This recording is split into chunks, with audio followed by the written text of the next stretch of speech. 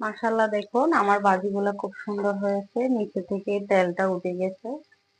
তেলটা যখন ছেড়ে দিয়ে মনে করবেন পারফেক্টলি ভাজা হয়ে গেছে। যারা তার চেয়ে বেশি কড়া করতে চান করতে পারবেন, কোনো সমস্যা নেই।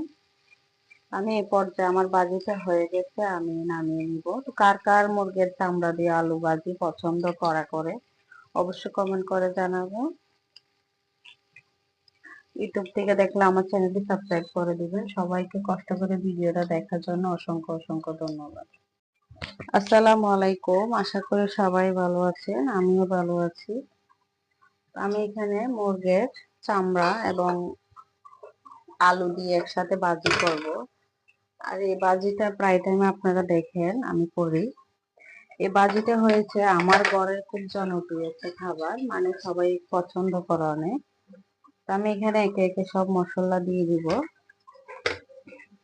দিয়ে দিচ্ছি এখানে পেঁয়াজ কুচিটা, কাঁচামরিচ ফালি, দিয়ে দিব আমি এখানে মরিচের গুঁড়াটা, দিয়ে দিব আমার স্বাদ মতো আমি লবণ, দিয়ে দিব আমার স্বাদ মতো মানে আমার পরিমাণ মতো আমি হলুদ দিয়ে দিব, জিরার গুঁড়াটা দিয়ে দিব, ধনিয়ার গুঁড়াটাও দিয়ে দিব। তো সবকিছু দেওয়া হয়ে গেছে, এই পর্যায়ে আমি ভালো করে মিক্স করে নিব। চামড়া ভাজিটা কিন্তু সবার মানে অনেকেরই জনপ্রিয়, সবার বলবো না। যারা যারা পছন্দ করেন চামড়া খেতে তাদের অনেক জনপ্রিয়। আর আমার ঘরে আমার ছেলে মেয়েদেরও পছন্দ, তার বাবারও পছন্দ।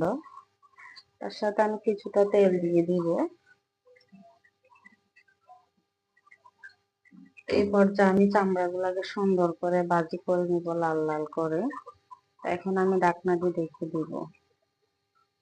আর কিছুটা ভাজা জিরার গুঁড়া দিয়ে দিলাম, রসুন বাটাটা দিয়ে দিলাম আধা চা চামচ, চাইলে আপনারা বাড়িয়ে অথবা কমিয়ে নিতে পারেন। এদিকে আম খেতেছি, এটা কাঁচা আম, খেতে কিন্তু অনেক টেস্ট।